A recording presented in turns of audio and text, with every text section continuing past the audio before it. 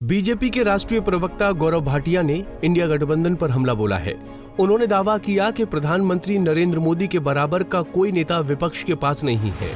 भाटिया ने कांग्रेस पर धर्म के आधार पर आरक्षण देने का भी आरोप लगाया। हमारे लिए गर्व की बात है कि हमारे पास ऐसे यशस्वी प्रधानमंत्री हैं जिनका कोई तोड़ कोई काट पूरे घमंडिया में नहीं है, और ये चुनाव प्रधानमंत्री चुनने का ही है। और मैं आपका बहुत सम्मान करता हूं। मैं कांग्रेस पार्टी के जो 53 साल के अपरिपक्व बालक हैं उनकी तरह ये नहीं कहूंगा आपकी जात क्या है और आप कहां बैठ के आए हैं, बल्कि मैं आपसे एक ये बात कहूंगा, ये प्रधानमंत्री जी का नेतृत्व है और करोड़ों हमारी पार्टी के कार्यकर्ता हैं, सांसद हैं, विधायक हैं, जो पूरी जान लगाकर जनता से संपर्क साध रहे हैं, अपना रिपोर्ट कार्ड रख रहे हैं। अगर आप ये कहते हैं कि नरेंद्र मोदी जी के नाम पर वोट मांग रही है भारतीय जनता पार्टी, तो वो इसलिए मांग रही है क्योंकि उन्होंने अपने वादे पूरे किए हैं, क्योंकि जनता उन्हें पिता तुल्य मानती है, क्योंकि जनता उन्हें आदर्श मानती है। जो आपने दूसरी बात कही, तो मैं फिर संविधान का थोड़ा समझ रखता हूं। मैं आपको एक बात बता दूं, धर्म के आधार पे आरक्षण नहीं दिया जा सकता, इसकी इजाजत हमारा संविधान नहीं देता। एक दूसरी बात, जब संविधान निर्माताओं ने आरक्षण पे चर्चा करी, जब उन्होंने अल्पसंख्यकों की बात करी, तो भी यही बात हुई कि धर्म के आधार पे ये नहीं हो सकता। लेकिन चिंताजनक क्या है, जहां जहां कांग्रेस पार्टी की सरकार आती है, संविधान को तार तार करके तुष्टीकरण करने के लिए वो धर्म के आधार पर आरक्षण की बात करती है, और आरक्षण लेती किसका है? छीनती है पिछड़े समाज का, ओबीसी समाज का। तो हमने बिल्कुल स्पष्टता से कहा है कि आप अगर पिछड़े समाज को, ओबीसी समाज को प्रताड़ित करेंगे, उनका हक तुष्टीकरण की राजनीति करने के लिए मुसलमानों को देने का प्रयास करेंगे, तो ये ना संविधान संगत है और ना हम होने देंगे। और जहां आपने बात करी एक कि क्या अगर कोई भारतीय जनता पार्टी में है तो उसके साथ क्या रवैया होगा, तो मैं समझता हूं कि भारतीय जनता पार्टी ने हमेशा संविधान का सम्मान किया है।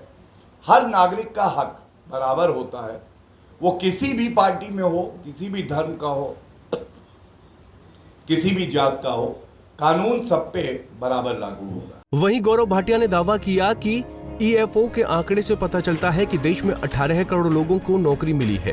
भाटिया ने कहा कि मुद्रा योजना में 45 करोड़ लोगों ने लोन लेकर अपना कारोबार शुरू किया है। भाटिया ने बताया कि एक साल में केंद्र सरकार ने 10 लाख लोगों को सरकारी नौकरी दी है। उन्होंने दावा किया कि कांग्रेस काल में राजस्थान में बेरोजगारी दर 30% तक पहुँच गयी थी। रोजगार में 18 करोड़ नई नौकरियां लगी।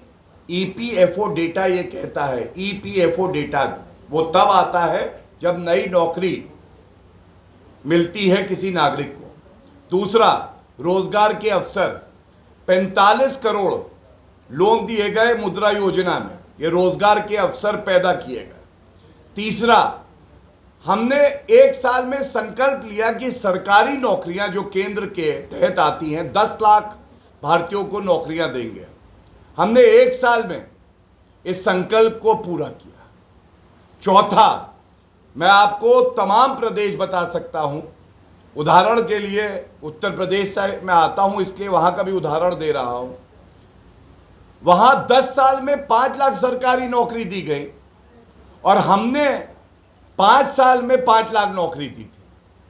ये 4 आंकड़े मैंने आपके समक्ष इसलिए रखे कि अगर आप उनसे एक बार सवाल करेंगे कि मैंने 18 करोड़ ईपीएफओ डेटा देते हुए बताया नई नौकरियां गवर्नमेंट और प्राइवेट सेक्टर में, 44-45 करोड़ रोजगार के अवसर मुद्रा योजना में, और साथ में 10 लाख सरकारी नौकरी केंद्र सरकार की एक साल में रोजगार मेला में, ये आंकड़े दिए।